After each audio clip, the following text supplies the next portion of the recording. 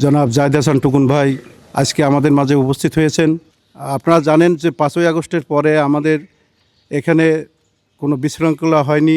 জাহিদ হাসান টুকুন ভাই সহ অনিন্দ্য ইসলাম অমিত তাদের নেতৃত্বে আমাদের সুরক্ষিত করে রেখেছিলেন এবং এখানকার যে সমস্ত আমাদের ধর্মীয় অনুষ্ঠান আচারবিধি হয় কোনো সময় আমাদেরকে একটু গায়ে আঁচড় লাগার দেয় না, শুধুমাত্র এনাদের এই প্রভাবে।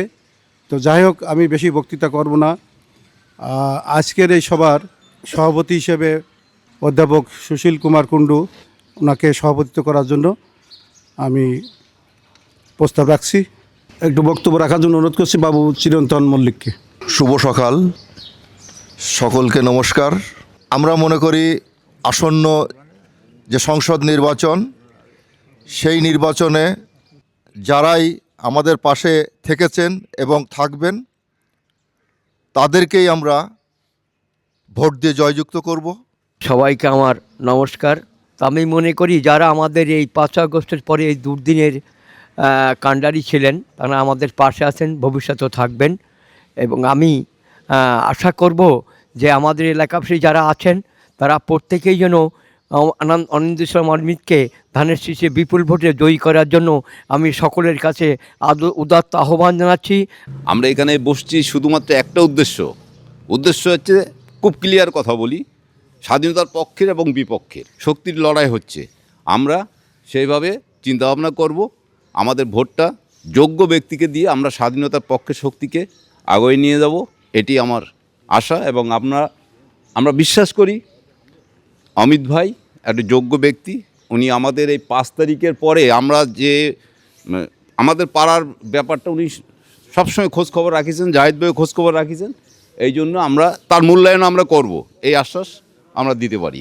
এলাকার বড় ভাই এখানে আছেন, তিনি সবসময় আমাদের দিকে খেয়াল রাখেন এবং আমরা যাতে ধানের শীষ মার্কা অনিন্দ্য ইসলাম অমিতকে জয়যুক্ত করতে পারি সেই চেষ্টা আমরা সবার থাকবে এবং আমরা সবাই সেই চেষ্টাটাই করব। আমার বিশেষভাবে এলাকাবাসীর প্রতি অনুরোধ থাকবে, গত 5ই আগস্ট যে ভয়াবহ অবস্থা থেকে আমরা পরিত্রাণ পেয়েছি তার পিছনে কাণ্ডারি ছিল কে? এই এলাকার জাহিদ ভাই। অমিত ভাই সবসময় খোঁজ খবর নিয়েছে। আমরা রাত্রি জেগে যখন পাহারা দিচ্ছিলাম তখন তাদের সমর্থন, তাদের সহযোগিতা পেয়ে এলাকায় কখনো কোনো বিশৃঙ্খলা হয়নি। আজকে সেই আমাদের পাশে যেমন 5ই আগস্টে ছিলেন, আজকে তাদের পাশে দাঁড়ানোর সময় আমাদের আসছে। অতএব আগামী 12ই ফেব্রুয়ারি এই নির্বাচনে আমরা ধানের শীষ মার্কায় ভোট দিয়ে তাকে জয়যুক্ত করার জন্য আমি এলাকার বাসীর প্রতি আহ্বান জানিয়ে আমি আমার সংক্ষিপ্ত বক্তব্য শেষ করছি। সকলকে ধন্যবাদ।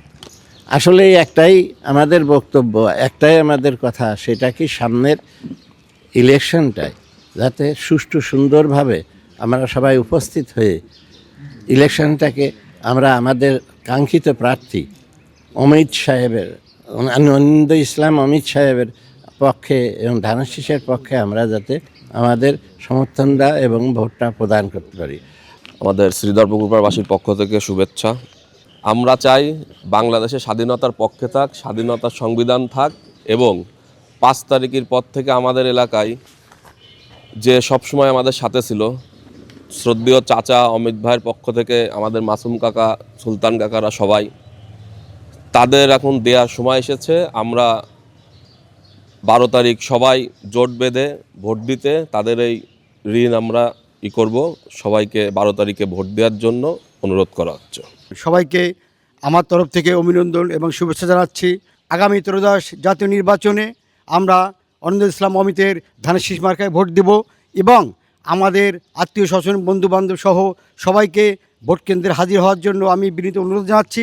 জেলা পূজা উদযাপন পরিষদ যশোর জেলা শাখা সভাপতি হিসেবে আপনাদেরকে বলতে চাই, আমরা যশোর জেলার 6টি আসনেই আমরা প্রত্যেকটা এলাকায় আমরা আমাদের যে মেসেজ দিয়ে দিয়েছি যে আমরা ধানের শীষ ছাড়া আমাদের আর কোনো উপায় নেই।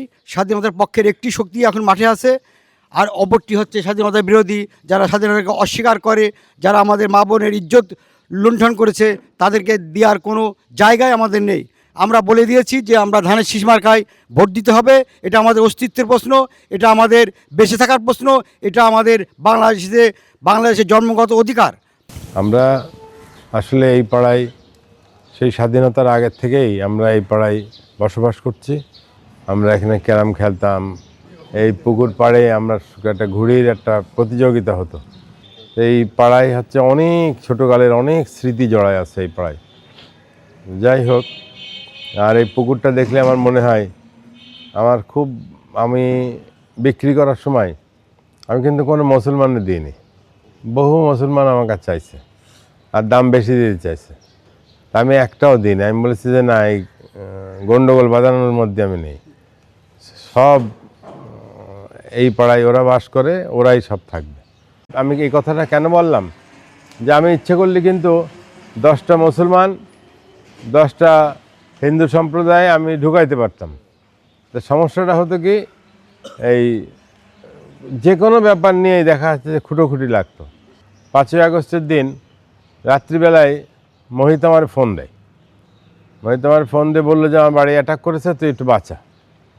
তা আমি সঙ্গে সঙ্গে বাদল, সুলতান টুলতান অনেকের বললাম। তখন ওদের বললে ওরা এসে ঠেকায় দিয়ে মানে ওই লুটপাটটা বন্ধ হয়েছে।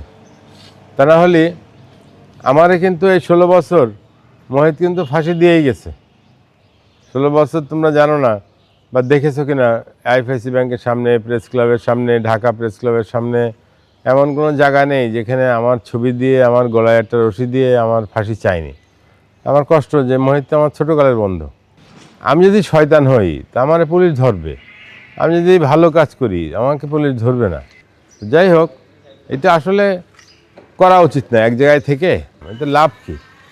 আমারে যখন কোনো কিছুতে কিছু করতে পারে না, তখন আমাকে বলল যে আমরা হচ্ছে রাজাকার। আমি একটা ঘটনা বলি, আমরা যখন 26শে মার্চ যশোরে গোলাগুলি শুরু হলো, 26শে মার্চ 26শে মার্চে গোলাগুলি শুরু হলে আমাদের বাসায় খান টিপু সুলতান, তৎকালীন ছাত্র লীগের প্রধান খান টিপু সুলতান এবং মশিয়ার রহমান সাহেব, এমপি মশিয়ার রহমান সাহেবের ছেলে আমাদের বাসায় আসলো। এসে বলল যে আব্বা পাঠাইছে, আপনি এখানে থাকার দরকার নেই, আপনারা বলেছে যে আমরা সবাইরে পাঠিয়ে দিচ্ছি, গ্রামে চলে যান। আর আমরা ক্যান্টনমেন্টের ওইদিকে যাবো, মানে আমাদের অনেক লোক ক্যান্টনমেন্টে ঘিরে রেখেছে, ওইখানটায় আমরা একটু যাব। তা আমরা সহ আমাদের পাড়ার অনেকেই আস্তে আস্তে আমরা সব গ্রামের দিকে চলে গেলাম। 21শে এপ্রিল আমরা শহরে আসলাম, আবার বাসায় আসলাম। আমরা নড়ালে ছিলাম, মাগুরায় ছিলাম, আবার শহরে আসলাম। শহরে আসার পর দেখতাম প্রতিদিন এই অঞ্চলের লুটপাট চাচা সহ সবাই আব্বার কাছে আসতেন যে আমাদের ঘরগুলো উদ্ধার করে দেন। রোজ বলে, আব্বা বলে, কিন্তু বিহারিরা ছাড়ে না। তো একদিন সকালবেলায় আব্বা অনেক আমাদের পাড়ার লোকজন নিয়ে যেয়ে ওই পাশে সব লোকজন ডেকে নিয়ে যেয়ে বিহারিদের সব, আব্বা তো এমনি একটু রাগী লোক ছিল, যে সব দোকানতে বের করে দিয়ে খোকনের বাপরে খোকনের দোকানে ঢুকাই দিল, ওনাদের দিল, যার ছিল ওখানে হোমিওপ্যাথিক দোকান সব যার দোকান ফিরিয়ে দিল। ওই দিনই আব্বারে কোর্টের থেকে পাক আর্মিরা অ্যারেস্ট করে প্রায় 21 দিন আব্বার কোনো খোঁজ ছিল না। তারপরে জেনারেল মাজিদুল হক, উনি হচ্ছে আমার চাচা। জেনারেল মাজিদুল হক তখন ব্রিগেডিয়ার, মাগুরায়। মাজিদুল হক তখন ব্রিগেডিয়ার। মাজিদুল হক সাহেবের মা আমার দাদি, উনি আসলেন। মাজিদুল হক সাহেব ফোন করে দিলেন, দাদি এসে আমার চাচারে নিয়ে, আমার মামারে নিয়ে ক্যান্টনমেন্টে যেয়ে বহু ইটি করে, তারপরে যেহেতু মাজিদুল হকের মা গেছে, জিওসি ছিল তখন পাঞ্জাবি, তার নাম হচ্ছে ব্রিগেডিয়ার হায়াত খান। সেই ভদ্রলোক কথা দিল যে ঠিক আছে ছেড়ে দেব, এখন না, আমি রাত্রি বাড়ি পাঠিয়ে দেব, তবে শর্ত যে আপনারা যশোরে থাকতে পারবে না। যে আমরা সারা রাত আমরা প্রায় জেগে আছি। ভোর রাত্রি একটা গাড়ি আসলো, গাড়িতে করে আব্বারে নামাই দিয়ে চলে গেল। পাড়ায় মনে হয় এমন কোনো বাড়ি নেই যে আশেপাশে ওইদিক সব বাড়ির লোকজন দেখতে আসলো যে বেঁচে ফিরে আইছে। এইটা হচ্ছে একটা বিরাট ব্যাপার, সবাই দেখতে আসলো। আমরা তার একদিন পরে আমরা সপরিবারে ঢাকায় চলে যাই। না, আমি এই কথাটা এই জন্যই বললাম যে মোহিত তো আমার ছোটোকালের বন্ধু, ও জানে, সব জানে, কিন্তু তারপরেও এই যে বলতো খুব কষ্ট লাগতো। প্রসঙ্গগুলো আমি তুললাম এই কারণে যে অনেকে অনেক কিছু জানে না, অনেকে অনেক ভুল বোঝে। সেই জন্যে যাই হোক, আমরা আজকে সকালবেলায় এখানে বসছি।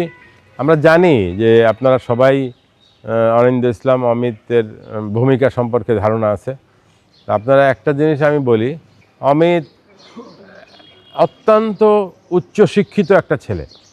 সে ক্যাডেট কলেজে পড়া ছেলে, সে ঢাকা ইউনিভার্সিটিতে পড়া ছেলে এবং বায়োকেমিস্ট্রিতে মাস্টার্স করা ছেলে, তারপরে MBA করা ছেলে, বোর্ড স্ট্যান্ড করা ছেলে। সে ইচ্ছা করলে সরকারি অনেক বড় চাকরি করতে পারত, সে ইচ্ছা করলে বিদেশে স্কলারশিপ নিয়ে চলে যেতে পারত, অনেক সুযোগ ছিল তার। সে তার বাবার মতো সবার পাশে থাকার, যশোরবাসীর পাশে থাকার জন্যেই সে চাকরি করে নাই বা অন্য কোনো কাজে যায় নাই। তার দ্বারা কারোর ক্ষতি হয়নি, কখনো ক্ষতি হবেও না। এবং সে থাকলে যতখানি আমরা সুবিচার পাবো, ততখানি অন্য কারোর কাছে আমরা এটা পাবো না। সেই জন্যে তোমরা সবাই বলেছো যে আমরা আমাদের সাথে থাকবো। আমাদের আসলে যে কাজটা হবে যে সবাই মিলে আমাদের পাড়ায় আরও যে সমস্ত পরিবার আছে প্রত্যেকের একটু বলা। এখন তো ফ্ল্যাট হয়েছে, ফ্ল্যাটে প্রত্যেকটা ফ্ল্যাটে প্রত্যেকটা পরিবার আছে। একটু ফ্ল্যাটে একটু মাঝে সন্ধ্যের পরে একটু সবাই একটু বলে দেওয়া, মুরব্বীরা যারা আছে তারাও সবাই একটু বলা যে যাতে ভোটের দিন যে আর আমাদের তো সেন্টার হলো এমএসটিভি না আমাদের সেন্টার। আমাদের যেহেতু এমএসটিভি সেন্টার, সেজন্য বেশি দূরও না, আমরা চট করে যেয়ে ভোটটা দিয়ে চলে আসতে পারবো। আমি নিশ্চিত যে যশোর সদরে অমিত উইন করবে। কিন্তু এখানে একটা বিষয় আছে, বিষয়টা হচ্ছে যে আমরা এমন ভোটের ব্যবধান করতে চাই যাতে কেন্দ্র মনে করে যে অমিতের সুনাম আছে, তারপরে মনে করে যে অমিত এত ভোটের ব্যবধানে পাশ করেছে, কাজেই অমিতরে আমরা একটা বড় উচ্চ পদ দিই। আমরা যদি তাকে সম্মানজনকভাবে আমরা তাকে পাশ করাতে পারি, তাহলে অটোমেটিক তার ওখানে গ্রহণযোগ্যতা এমনিই আছে, আরও বেড়ে যাবে। সেই জন্যে সেইটাই আমাদের চেষ্টা করতে হবে। আর আমরা এই পাড়ায়, আমরা শুধু ভোটের উপলক্ষে না, এই পাড়ায় সবাই যেন আমরা একসাথে থাকতে পারি। এই যে ক্লোজনেসটা, এইটা আমরা অমিতের কাছে আশা করি। অমিতও যাতে পাবে এবং এইভাবে আমাদের মাঝে থাকবে, সেই জন্যে আমরা চেষ্টা করব সবাইকে নিয়ে যেন আমরা বিপুল ভোটে তারা পাশ করতে পারি।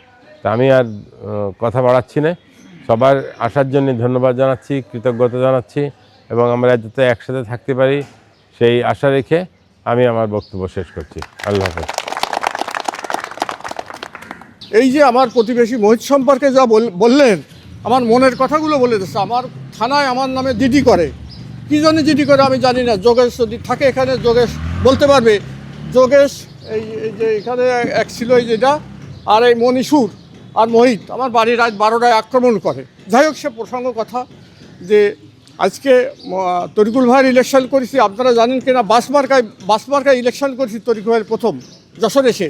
ওহাব ভাই, মোস্তফা ভাই, রনক ভাই, আমার ইয়াকুব ভাই, তাদের সাথে আমরা ইলেকশনে ক্যানভাস করেছি। আমার বড় সৌভাগ্য আজকে তার তরিকুল ভাইয়েরই ছেলে, নার্গিস ভাবির ছেলে, এই অমিত সম্পর্কে অমিতের বা আমার মানে আমি বলতে পারতেছি যে আপনারা সবাই যে ভোট দেবেন, সকালে সকালে ভোট দেবেন।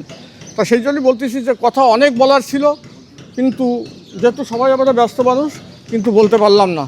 তা আমাকে অনেক কথা বলে ফেললাম, ক্ষমাপ্রার্থী। আমি ওই আমাদের সবাইকে ঘোষণা করতেছি, ওই সমাপ্তি ঘোষণা করছি।